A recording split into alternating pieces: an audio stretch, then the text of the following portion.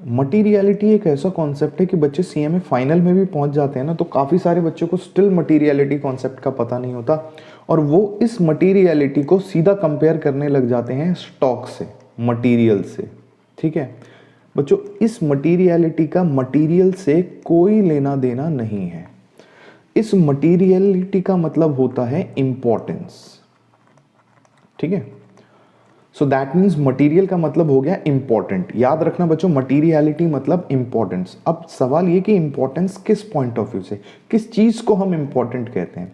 याद रखना बच्चों, अगर कभी भी कोई दिक्कत आ जाती है किसी इंपॉर्टेंट चीज के साथ या इंपॉर्टेंट पर्सन के साथ, तो कहीं ना कहीं किसी दूसरे पर्सन को उसके एडवर्स इफेक्ट देखने पड़ते हैं। एक छोटा सा एग्जाम्पल ले रहा हूं मैं, थोड़ा सा इररेलेवेंट एग्जाम्पल है लेकिन वहां आप कॉन्सेप्ट समझ जाओगे। एग्जाम्पल लेता हूं बच्चों, ये है ए है एक लेडी और ए का एक सन है एस है ए का बेटा।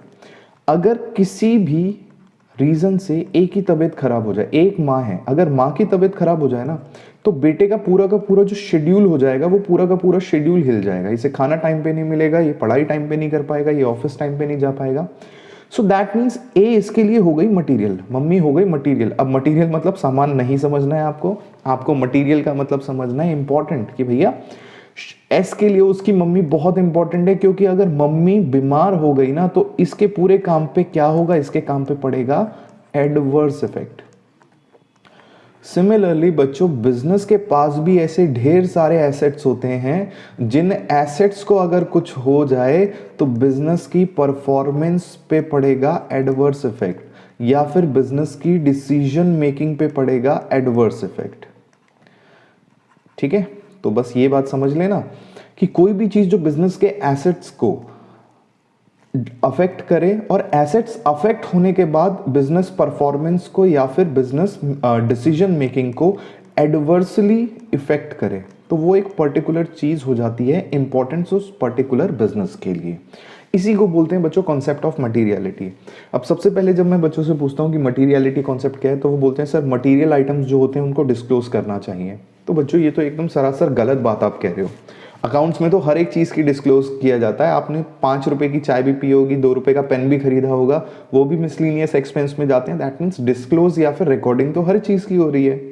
तो मटीरियलिटी का मतलब हो गया कि भैया जो चीज़, जैसे अब मम्मी की तबीयत खराब हो गई थी, तो ए की जब तबीयत खराब थी तो एस ने स्पेशल केयर करी कि भाई ताकि जल्दी से रिकवर हो जाए और मेरा शेड्यूल जो एडवर्स इफेक्ट है वो अपने आप फिनिश हो जाए।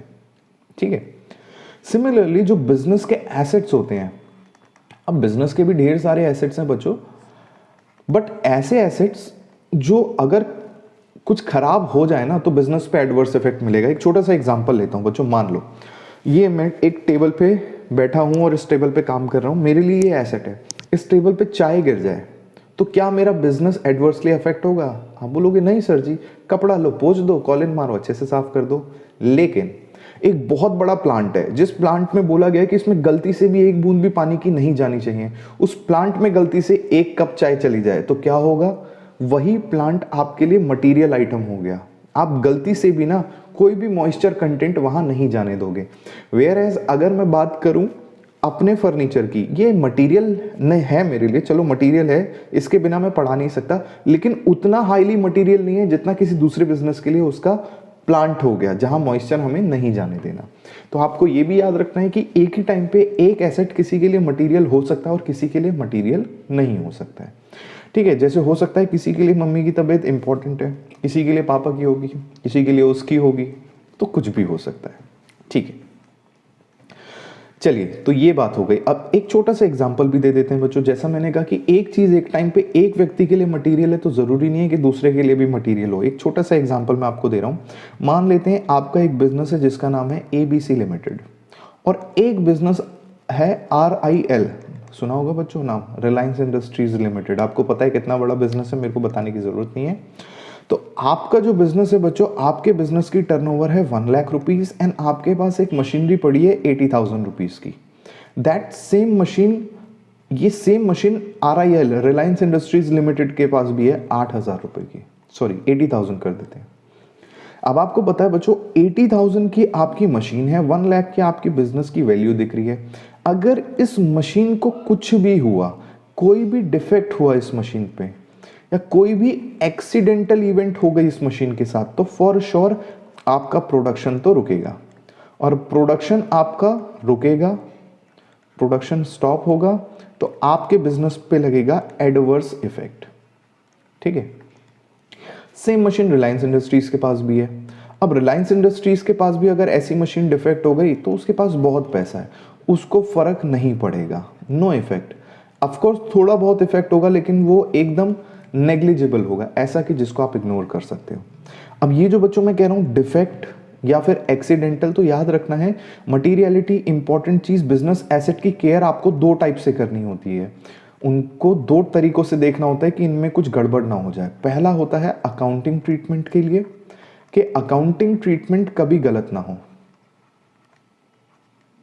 ठीक है, अकाउंटिंग ट्रीटमेंट कभी गलत ना हो। और दूसरा होता है उनका फिजिकली। एक छोटा सा एग्जांपल, जैसे मैंने कहा बच्चों एबीसी लिमिटेड आपका बिजनेस है, आपका 1 लाख का टर्नओवर है या 1 लाख की आपकी बिजनेस की वैल्यू है और 80,000 रुपए की आपकी मशीनरी है। अब सोचो आप बैलेंस शीट बना रहे थे, अगर आपने बैलेंस शीट में 80,000 जो कि सबसे बड़ा आइटम है उसमें एक जीरो या कम या ज्यादा कर दी ना, आपकी बैलेंस शीट हट जाएगी, हिल जाएगी, और बैलेंस शीट इस तरीके से हिलेगी कि मैच नहीं होगी। सो दैट मीन्स अगर आपने एक मटेरियल आइटम की अकाउंटिंग ट्रीटमेंट गलत करी तो एडवर्स इफेक्ट मिला ना, आपकी बैलेंस शीट मैच नहीं हुई। वहीं दूसरा जो कि मैंने कहा कि अगर कोई एक्सीडेंटल लॉस हो जाए उस मशीन को फिजिकली, तो आपका प्रोडक्शन ही बंद हो जाएगा, और प्रोडक्शन बंद होना और ज्यादा एडवर्स इफेक्ट देगा आपको। सो ये टोटल कॉन्सेप्ट है हमारे पास मटीरियलिटी का। कॉन्सेप्ट यहाँ होता है फिनिश। आई होप आपको समझ आ गया होगा।